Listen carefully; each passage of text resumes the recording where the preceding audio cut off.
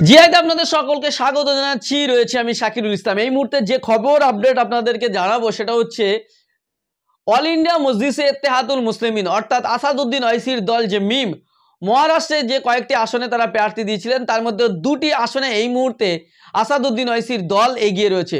মহারাষ্ট্রের দুটি আসন, সেটা হচ্ছে একটা হচ্ছে ঔরঙ্গাবাদ ইস্ট অর্থাৎ পূর্ব ঔরঙ্গাবাদ, সেখানে ইমতিয়াজ জলিল তিনি এই মুহূর্তে 64,834টি ভোট পেয়েছে 9 রাউন্ড শেষে। 24 রাউন্ডের গণনা, তার 9 রাউন্ড শেষে তিনি 53,433টা ভোটে এগিয়ে রয়েছেন। এই মুহূর্তে আমরা যদি দেখি ঔরঙ্গাবাদে মিম প্রার্থী ইমতিয়াজ জলিল তিনি কিন্তু 53,433টি ভোটে এগিয়ে রয়েছেন এবং সোলাপুর সিটি সেন্ট্রাল সেখানে কিন্তু ফারুক মকবুল সাবদি তিনি কিন্তু এগিয়ে রয়েছেন। ফারুক মকবুল সাকবি তিনি এগিয়ে রয়েছেন 3,819টি ভোটে। তৃতীয় রাউন্ড গণনা শেষে তিনি এগিয়ে রয়েছেন 3,819টি ভোটে। অর্থাৎ আসাদুদ্দিন ওয়াইসির দল সেখানে কিন্তু দুটি আসনে এগিয়ে রয়েছেন, যেখানে একদিকে লড়াই হয়েছিল বিজেপি, শিবসেনা এবং হচ্ছে অজিত পাওয়ারের এনসিপি, এই দল একদিকে যেমন ছিল, অন্যদিকে কংগ্রেস, এনসিপি, শরদ পাওয়ার এবং শিবসেনা, ইউবিটি যাদের এই মূলত লড়াই ছিল, সেই লড়াইয়ের মাঝখান থেকে দুটি আসনে কিন্তু ভালো ফলাফল করেছে, ভালো ভোট পেয়েছে মিম আসাদুদ্দিন ওয়াইসির দল। সেখানে কিন্তু ইমতিয়াজ জলিল এই মুহূর্তে আমরা যে ছবি দেখতে পাচ্ছি 9 রাউন্ড গণনার শেষে 53,433টি ভোটে তিনি এগিয়ে রয়েছেন। তিনি মহারাষ্ট্রের সাংসদ ছিলেন গত লোকসভা নির্বাচন, অর্থাৎ এই যে 24 লোকসভা নির্বাচনে তিনি কিন্তু হেরে গেছিলেন এবং তিনি ঔরঙ্গাবাদ ইস্ট থেকে, পূর্ব ঔরঙ্গাবাদ থেকে তিনি লড়াই করছেন এবং সেখানে তিনি 53,433টি ভোটে এই মুহূর্তে এগিয়ে রয়েছেন।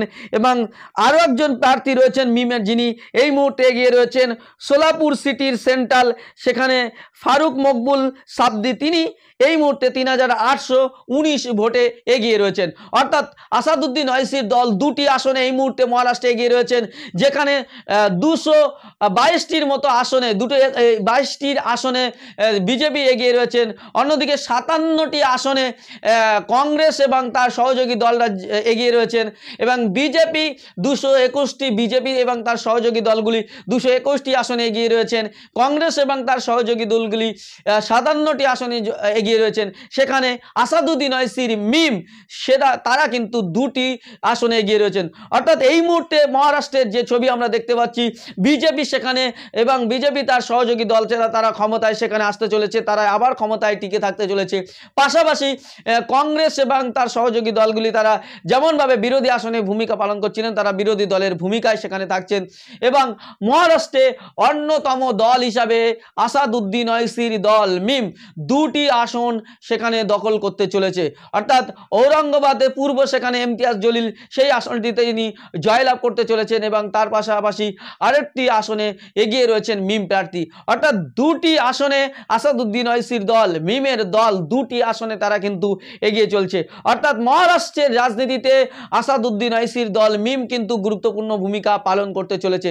ফলে আপনাদেরকে জানিয়ে রাখছি যে মহারাষ্ট্রে এই দুটি আসনে আসাদুদ্দিন ওয়াইসির দল আবারও জিততে চলেছে। আবার পরবর্তী আপডেট জানাবো। আপাতত এই পর্যন্ত জানাচ্ছি, পরবর্তী আপডেট নিয়ে আবারও ফিরে আসবো আপনাদের সঙ্গে।